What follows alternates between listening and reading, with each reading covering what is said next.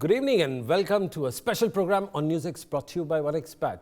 In today's ODI World Cup match at Mumbai's Wankhede Stadium, South Africa, after losing the toss and choosing to bat first, posted a total of 306 runs at the loss of 5 wickets in the 44 overs.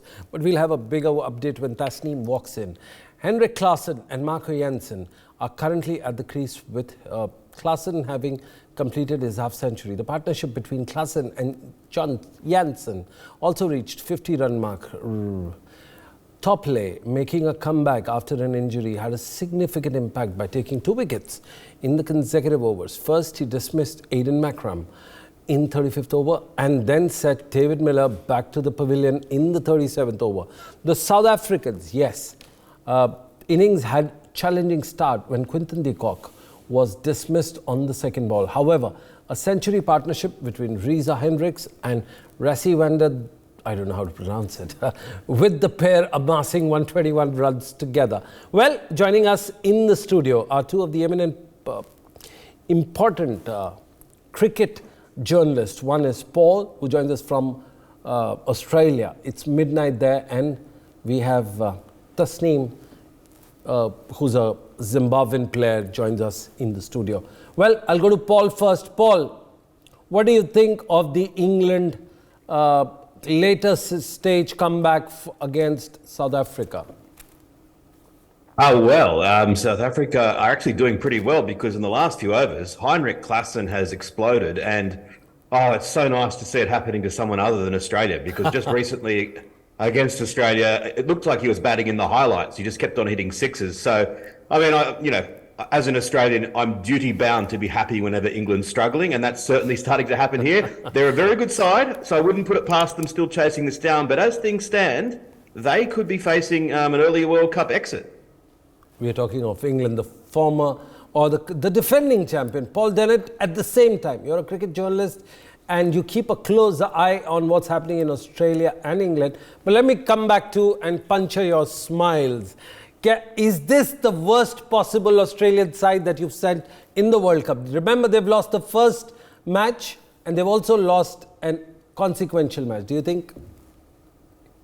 Well, I think if you'd asked me that a week ago, maybe I would have had to say yes. But since they've come back and won 2 matches since then, I still think the worst Australian side, it's a long time ago, but in 1983, we lost to Zimbabwe. That was a pretty embarrassing side. I think this one's actually coming good. And I'm starting to get a degree of optimism that we may yet see an Australia-India final. All right, Australia-India final. We are talking of a lot of optimism and enthusiasm, but at the same time, you still have a long way to catch up with that. Let me throw another curveball at you. Does it bother you that India has the biggest stadium of cricket in the world and you've just lost that spot to India? Just quietly, yes, it does. I try not to. When I speak to my Indian friends, I pretend that it doesn't bother me at all. But deep down, I'm very, very eager for the Melbourne government to announce that they're going to build another tier on top of the Melbourne cricket ground, because it's been the biggest cricket ground in the world forever. And look, congratulations to India. They've taken things up another notch. But I'd love it if we could take the title back. I can't see it happening anytime soon, but it just doesn't fit right with me that Melbourne isn't the biggest cricket ground in the world anymore. Okay, quickly. You also don't have one of the best spinners in the world right now, who are currently bowling on the Indian pitch. Do you rue the fact that you don't have a great spin attack from both ends? You just have one spinner who's just come to the party and found his mojo back. What do you have to say, Paul? Oh, look, I have had nightmares about Ravi Jadeja the last 10 years. He is such a good bowler.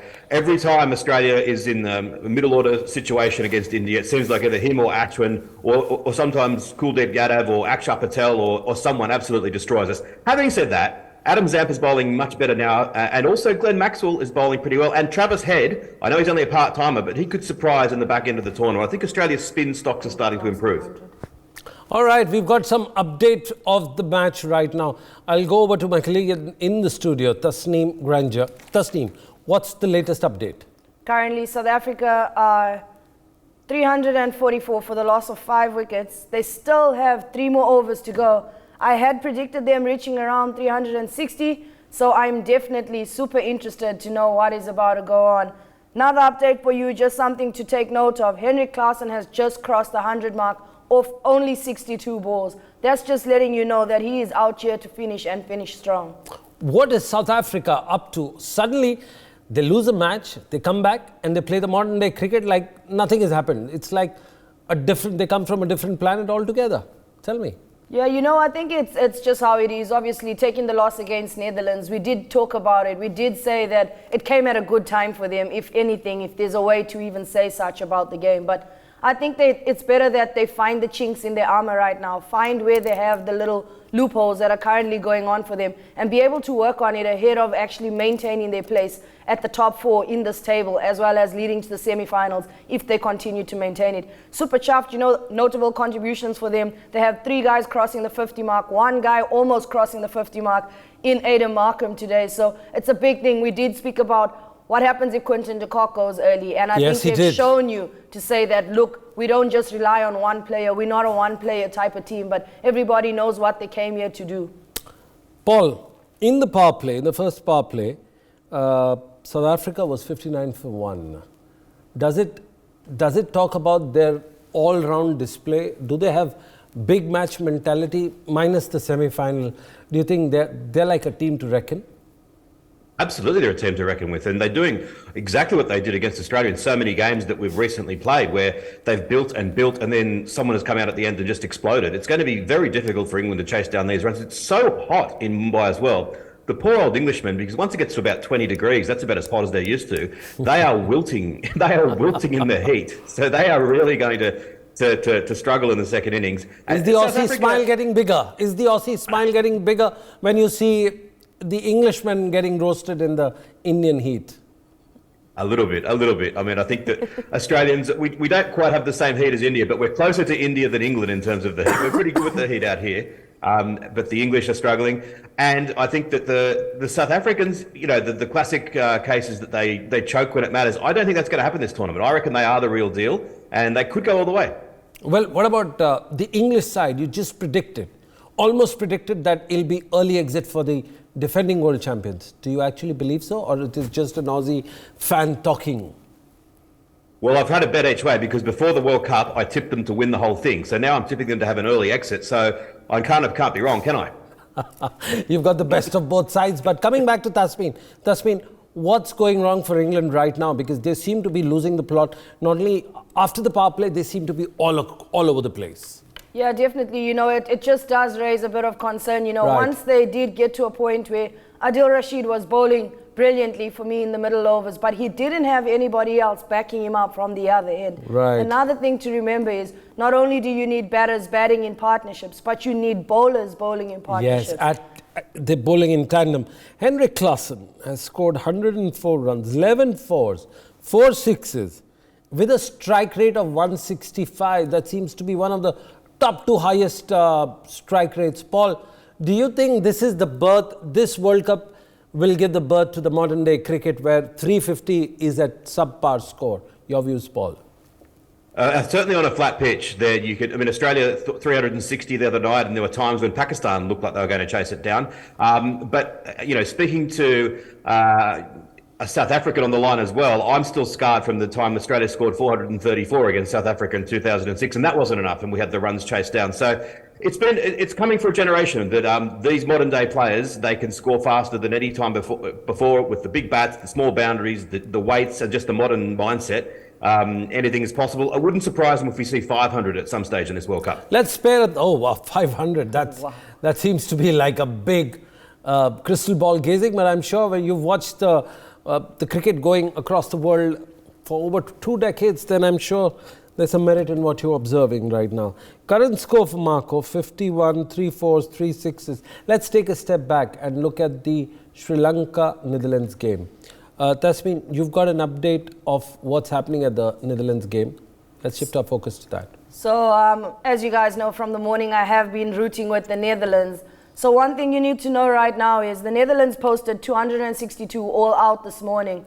Currently, Sri Lanka on 221 for the loss of 4 wickets, and they currently need 40 runs in 61 balls. Again, a key moment right now in the game is them losing a big wicket right now, just now, finding themselves down for 4. I have said this before and I will say it again. The Sri Lankan middle order needs to hold the cards together, because not only is this a silly game as well, but one thing you must remember about cricket is the fact that it's just going to take 6 balls right now for Netherlands to turn their fate around. Well, would you subscribe to that theory, Paul? Netherlands are a pretty good side. They belted the West Indies in the lead-up tournament. That meant that the West Indies, the champions of 75 and 79, aren't even in this World Cup, which would have seemed impossible once. They chased down, I think, 370 against the West Indies in that preliminary tournament. And, of course, they beat South Africa the other day. They are a much better side than the casual, half-cricket fan might think of. They are a decent side with powerful players. I think Sri Lanka are going to get the win here, unfortunately, though. Well, that could have been a very close match, but they just lost the steam. Now let's look at Australia right now as they go on from here. They've got two of the toughest matches here right now coming up to them. And how do you think it would go on from here on the table? I think Australia really should make the semi-finals from here. There was a point during the match against Sri Lanka where everything had gone wrong. We'd been beaten by India, we'd been beaten by South Africa, we looked like we were going to lose to Sri Lanka, and then suddenly everything came right. We were impressive against Pakistan. You wouldn't want to pencil the results in, but given that Australia has still got Afghanistan and Bangladesh and Netherlands, you would hope, as an Australian fan, that we can get some wins out of those games. So we should be able to get into the semi-finals. And my ideal situation, although I did predict potentially Australia-India final before, I would love it if Australia doesn't have to play India again, because that's my biggest concern. I just find it very hard to see, anything can happen in a one-off game. Do you fear if Aussies are at number 4, they'll face the number 1 team, which ideally or potentially can be India? Is that what you're thinking? Yeah, I think that, I'd like Australia, if India come first, then I'd like Australia to come third. If India comes second, then I'd like Australia to come fourth. So I don't have to play India in the semi-final. And ideally, whichever other teams in the semi-final, if they could knock India off, and so Australia could play them in the final. Well, I'm sure you remember the quarter-final of 2011 where India was facing Australia. Do you want to throw back some memories of that match? Paul, where were you? Yep. What were you doing? And do you remember that match which Indians romped Aussies? I was at home watching very, very sadly. I remember Ricky Ponting scored a really good 100.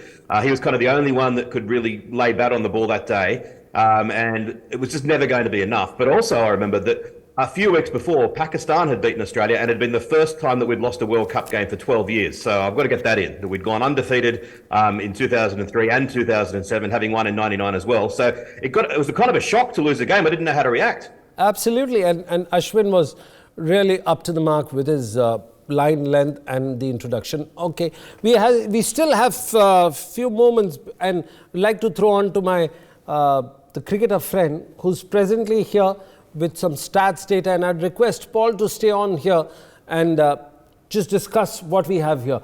Tasmin, over to you. So we're going to break down basically the bad thing going on so far since the previous World Cup in 2019 right up to right now in 2023. Something you need to take note of for me. I think there's a fair comparison between England and South Africa for me, obviously. More or less the same amount of innings they've played together at this point in time. Let's talk about the first to 10th over between South Africa and England. And remember, these are all stats that we've looked at from the 2019 World Cup up till here. So all the matches are here. England has played over 36 matches here, South Africa 37, and over to you.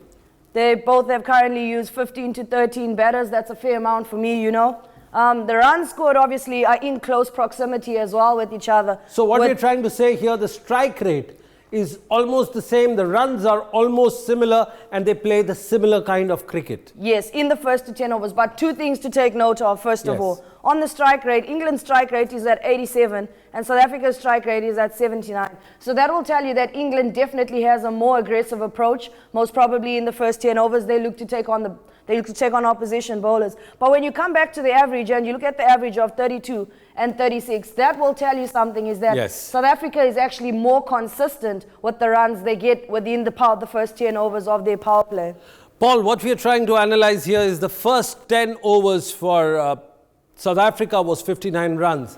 England, when they go in and bat, they're going to be throwing their bats onto everything that has been lashed onto them. Would you subscribe to this theory of them exploding in the first 10 overs, or will they play in a traditional style, considering they're playing at India? Paul? before he came back into the side, said, we've got to go down swinging. That's the way we play. If we're going to lose, let's lose on our own terms. And so that's what they have done. Since the 2015 World Cup, they have just been swinging from the hilt. But there's a big change. Normally, they bat all the way down to number 11. Often Adil Rashid's batting at number 11. In this game, Adil Rashid's listed to come in at number 8, and they've got David Willey at number 7, who's a bowling all-rounder. They don't have the normal depth that they've got. They've got no Wokes, they've got no Curran, so they might not be able to bat as aggressively as they normally do because they don't bat as low as they normally do. That's an interesting point because Sam Curran is a superstar when it comes to IPL. He's very good utility batter, smashes all across the park, but at the same time, so the verdict here from the three people here is that looking at the strike rate and the run rate, they're going to go a little slow. Let's look at the overs from 11 to 40 and we'll quickly then wrap up after we come on to the 41st to 50 over. So something to look at here for you, the comparison in the amount of batters they've used in the middle overs between England and South Africa. South Africa using 26, whereas England using 33. Already this will tell you that they do have that approach of we're going to go at it and we're going to die with it. We're going to take it to the game. We're going to take it, see what happens. They do definitely lose more wickets. Again, not much of a significant run difference between these two in the second power play. But something to look at, their strike rates are actually still pretty close.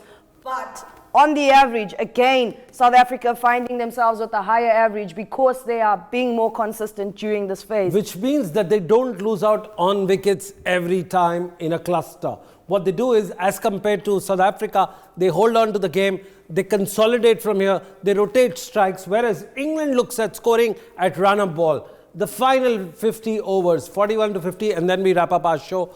Quickly, so what you have that happens now, because of South Africa having maintained wickets all the way from 1 to 10, right down to 11 to 40, if you look at the number of wickets they've actually lost again in the last 10 overs, the significance between the runs has grown now. South Africa leading this by almost 600 runs difference between them and England in this place, because they would have one of their top batters being from the top 4, being able to accelerate during this place because they've had wickets in hand.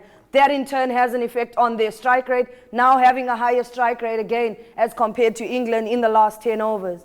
But if you see at the strike rate, that now suddenly South Africa explodes in a far bigger fashion and they throw everything to the caution, and the strike rate is 136, which means that in the last 5-6 overs, what's the current score if you want to tell our viewers? In the last 5 overs, South Africa really takes the lead and leaves them behind. Paul, what's your closing comment? Even if they have 300 in? South Africa is currently 394. Oh my God, 394. They still have one over in hand as well, so definitely 400 on the cards today. Paul, is 400, can it be chased by your dear side, England? It can be, but I think it would be the biggest chase in the history of the World Cup. And it's going to be, depending on the conditions, is the dew going to come in? If it does, maybe there's some sort of chance, but it's very hard to see. Klassen just got out for 109 off 67. Amazing innings. It's very hard to see an England win from here. If they do win from here, it's going to be especially entertaining. But my tip's South Africa. Well, your verdict before we wrap up the show? I'm definitely with the Africans. I've started the tournament with them and I'm heading down this road. Well, we have 2 African supporters here in the house. England, if they lose out, they're almost on the brink of getting out of this World Cup, early exit. And remember, England is the defending champion. On that note, I thank my stars and I thank my podcaster friend who joins us from Australia at midnight. Thank you very much. For more such videos, subscribe to the NewsX YouTube channel, hit the bell icon.